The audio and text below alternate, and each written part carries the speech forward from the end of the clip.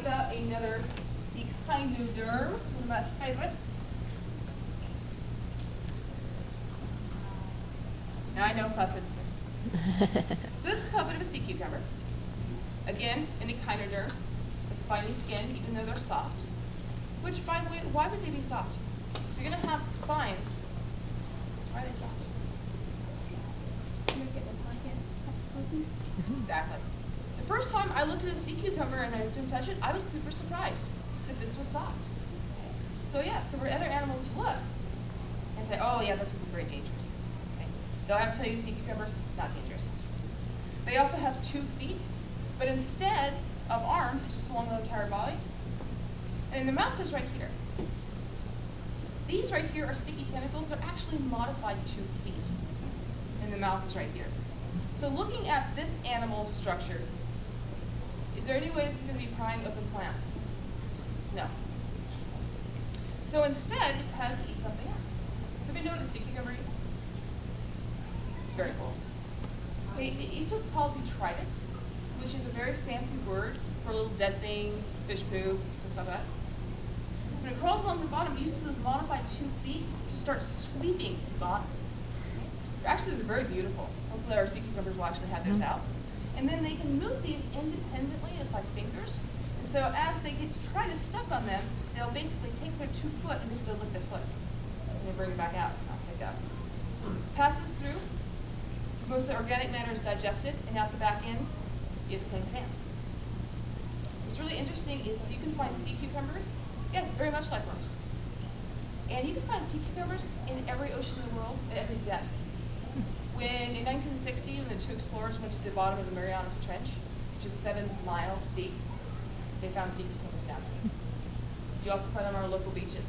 And scientists actually think that pretty much every grain of sand on Earth at some point has gone through sea cucumbers. So a very handy animal. And they're just so cute. Something about these guys is they don't regenerate arms, but they have this really amazing ability to regenerate their intestine and their reproductive tracts. Because if they get super, super stressed, they'll do what's called eviscerate, which is basically blowing out their guts. We tell younger kids that they're throwing up their guts.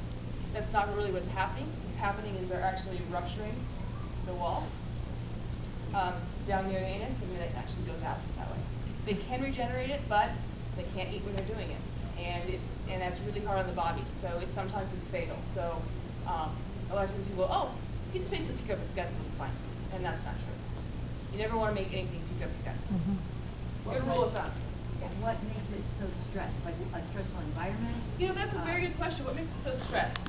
You'll hear a lot of people say it's because it's a strategy to avoid predation. Because a lot of these animals have special strategies that they'll react to different animals. That's never been scientifically proven.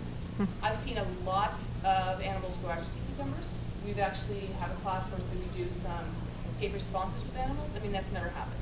They instead will actually start to undulate their bodies and kind of gallop away. It's really cool to see. But I suppose when you start getting eaten, that would be stressful. Really big changes in salinity and temperature can do that, even though these guys are pretty amazing to do that. Because think about if you live in the intertidal, for about 6 hours a day, especially if you live high up in the zone, you're holding your breath and you are experiencing extreme changes in temperature, and you're drying out. So they're pretty much stressed, but I've seen too have happened when people are handling them wrongly. Or like oil spills? You know, oil spills, I'm not sure how, eventually it would. I mean, it's at the surface, these guys are at the bottom. That's true. But however, when the oil is breaking down, it breaks down into little tiny things, and those are sitting down at the bottom, and these guys will probably eat it. So I'm sure that, you know, ecologically, you get an oil spill, everything's going to be affected at a certain level. And it might take years to see that effect, but you're going to have that effect. So it's when you hear BP and some other things saying, oh, well, you know, it's over. We're still seeing effects for the 1989 Valdez oil spill. And we're actually seeing it here. So it's all connected. It's not just a catchphrase. All right, let's go to a different phylum. Do you guys know a certain time you need to leave? 1:15 about? Yeah. Okay. Is that okay? So I'm going to just talk about a couple more animals real quick, and then as we're looking at the live animals, we'll talk more about them. Let's see here. Oh, all right. My absolute favorite phylum in the world. Anybody know what it is? It's crab. What phylum does the crab belong to? Okay, the crustacea is the order, or excuse me, is the class. And with crabs, Decapoda is the order. The phylum is actually Arthropoda, which means jointed leg. Arthropoda is the largest phylum in the world by far. It involves the crustaceans, all the insects, the majority of the plankton, huge number of animals.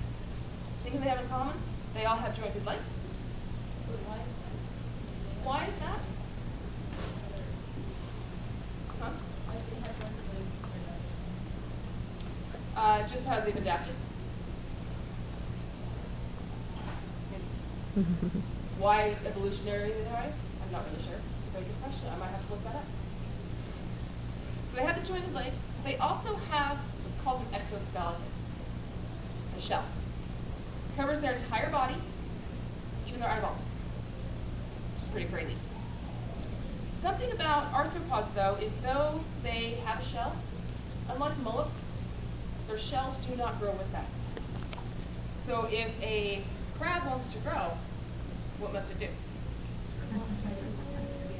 Yes, shed its skin and grow a new shell.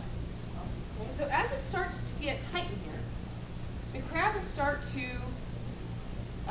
grow a new shell inside of the shell. It's kind of like you growing a fingernail, but it's really super soft. Like the beginning of your fingernail is your cuticle, which is very soft. At that time, the crab starts sucking water up into its body. Water pressure pops the back open. They come out. It really looks like somebody taking off the tightest pair of hands in the entire world. It's amazing to watch. Okay? And then discards its shell, hides, and grows the new shell. Because they've sucked up so much water into their body, they're kind of bloated, and when the shell gets hard, they push the extra water out, and now they have room to grow. So many times in the spring, people will go crabbing, and they'll get what they think of a really big crab, and they go home and they cook it, and they break it open, and there's about half the amount of meat in there. Because the crab itself isn't that big, but its shell is. Very cool. One other arthropod. Barnacle. Now, barnacles, really amazing. They are arthropods. They do have jointed legs. Not that obvious when you see them at the beach at low tide because they're all closed out, the door's closed. When barnacles are babies, just like all of these animals, they're part of the plankton. Plankton are the drifters, okay? Plants and animals that are drifting at the surface. And when barnacles are babies, they have these 6 little hairy legs they use to beat around to filter phytoplankton out of the water. Okay? It looks a lot like a little crab. But when it gets big, it actually gets heavy, sinks down to the bottom.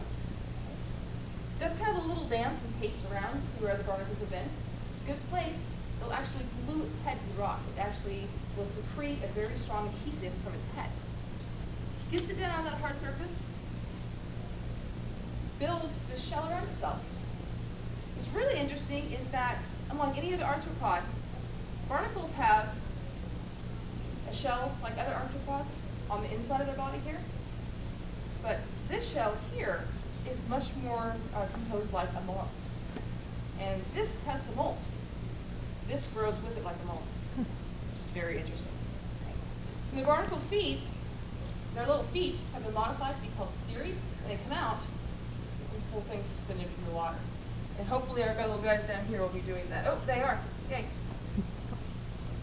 That being said, I'd love to talk about some more phylums and animals, but I want you guys to have a chance to actually look at and check out the animals. So, how many of you have 24? Okay. So if I can get in